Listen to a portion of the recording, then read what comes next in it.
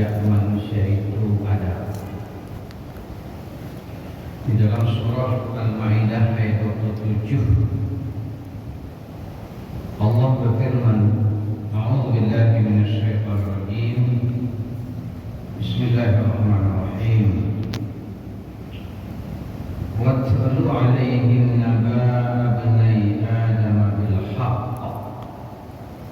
Ceritakanlah oleh kamu wahai Muhammad kisah dua anak Adam. Dua anak Adam ini adalah Qabil dan Habil. Idh qarraba qurbanan, ketika ketika keduanya berkurban. Fatuqbila min ahadihima, maka Allah menerima kurban salah satu di antara keduanya, yakni kurban Habil. Walam yutaqabbal min al-akhar, dan tidak diterima atau ditolak kurban yang lainnya, yakni kurbannya Qabil.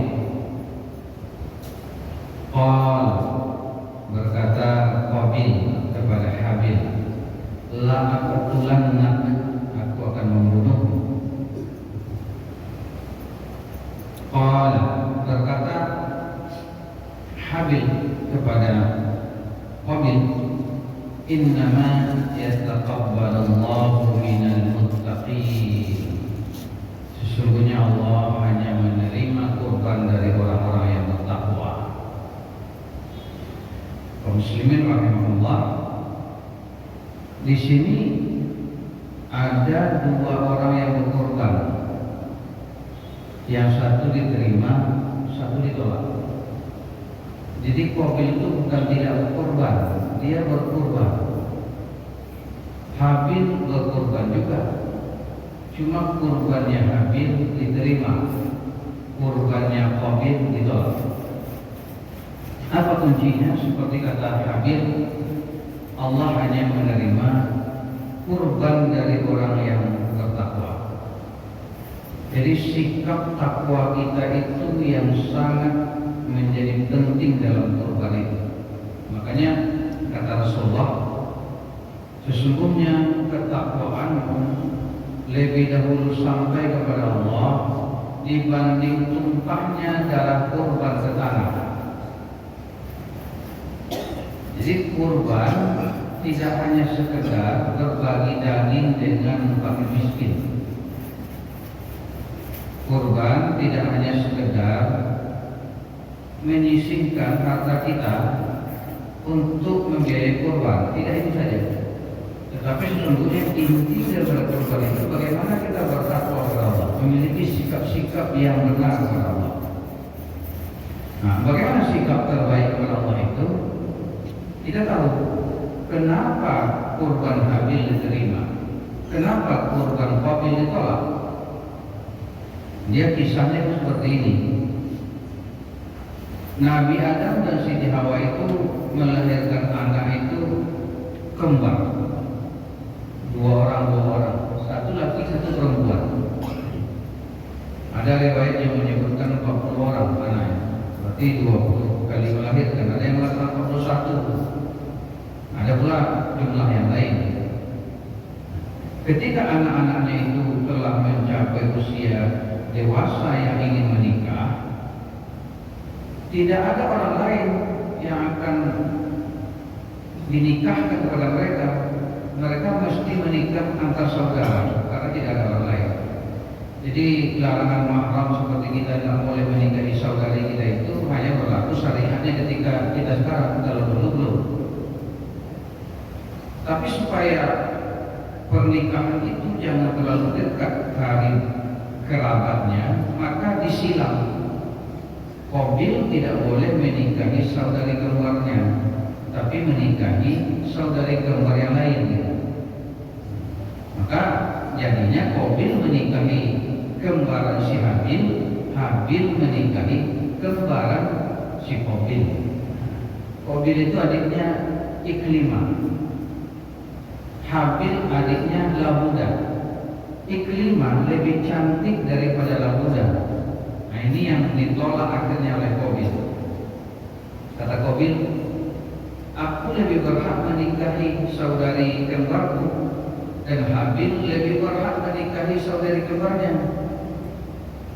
Ini aturan ini tidak dari Allah ini, kata Qabil. Ini aturan dari ayah anda Adam aja ini. Karena Qabilnya protes, nggak mau, maka Adam minta petunjuk kepada Allah bagaimana menyelesaikan ini. Maka atas petunjuk Allah disuruhlah mereka berkorban. Qabil disuruh berkorban, Habil disuruh berkorban. Kurbannya apa? Dari hasil profesi masing-masing. Nah di sini nanti perbedaannya. Ketika Qabil disuruh perintah kurban, ambil profesi kamu letakkan di gunung. Nanti kalau disambar oleh api berarti diterima. Itu aturannya. Qabil memahami kurban itu secara teknis saja. Kalau hanya ditaruh di gunung, nanti disambar api, kan tidak perlu ya bagus-bagus. Maka dia ambil hasil pertanian karena dia petani, yang sudah tak bagus dia taruh di bukit. Habil memahami kurban lebih mendalam. Ini adalah permintaan dari Allah. Kalau Allah meminta, maka kita harus memberikan yang terbaik. Karena sesungguhnya apapun yang kita miliki itu datangnya dari Allah. Masa ketika Allah meminta sebahagian, kalau kita berikan yang jelek? Nah di sini pemahaman Habil lebih mendalam, akhlaknya kepada Allah lebih bagus, lebih bertakwa. Maka dia pilihlah karena dia peternak, dia pilih domba yang paling gemuk, yang paling bagus di antara domba-domba yang ada. Dia berikan dilantar di gunung itu, akhirnya api menyambar kurban si Habil, membiarkan tumbuh-tumbuhan atau buah-buahan yang ditaruh oleh Qabil karena itu tidak sesuai dengan etika kepada Allah. Nah ini nanti kaum muslimin rahimahullah berpengaruh juga kepada hukum kurban kita. Jadi tidak sembarang hewan yang akan dikorbankan. Ada 4 cacat yang menyebabkan kurban itu batal. Buta,